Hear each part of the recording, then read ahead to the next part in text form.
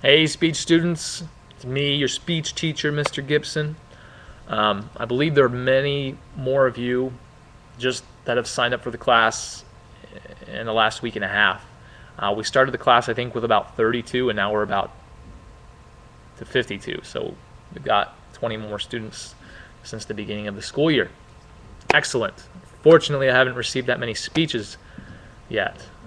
So please get those in. For those of you who have been working on your speeches and turning those in on time, thank you so much. For those of you who are emailing me or contacting me and saying, you know what, I'm getting on it, or you know what, I did it and my computer was being whacked out at the time, that's fine. Just thank you so much for contacting me and informing me. That helps me know that you're at least trying to keep up with the class. So thank you. I'm mostly concerned with those who I haven't heard anything from, even when I've written them emails. So anyway, I'm using this as an opportunity to introduce your next speech, because from now on you'll have them a little more regularly and more often. I believe after this next speech comes, the following week you'll have another speech due. Should be easy though. Really, these speeches, you shouldn't be taking too long formulating them, filling them up, writing them out. You shouldn't be taking too long.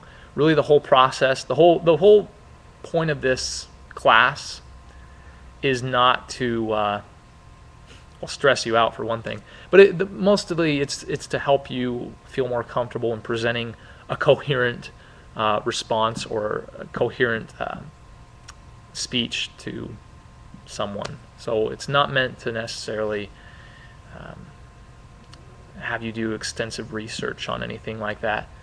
Just do your best, take some time to do it, and just do it. Okay. So your next speech, it's going to be a persuasive speech. If you log into Blackboard and you, under your speech class, you'll see that in the announcements page there's a little, I think it's a triangle, but it's the 3 purposes of public speaking. There's to entertain is one of the purposes of public speaking. There's to inform, and then I think at the top it says to persuade.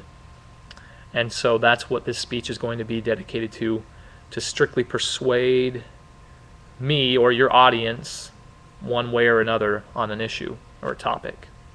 So you can go wherever you want with that. I will be emailing you the requirements for this speech in the middle of this week. This speech is going to be due, I believe, the second week in October, I think. I'll give you more detailed requirements, but it's coming up. It's not this week, it's actually at the end of next week. So please keep on top of the work. The reason why we have due dates is not because you have to turn it in on that exact day. That's just a pacing guide to show you, you know what, you should be here. So at the end of the semester, you don't get overwhelmed with a bunch of work that you procrastinated on or just didn't get to. I do the due dates so that it's an easier experience for you. And so actually, it's easier to learn as well. Because if you're cramming it all in at the end, you're not going to learn as well. So pace yourself.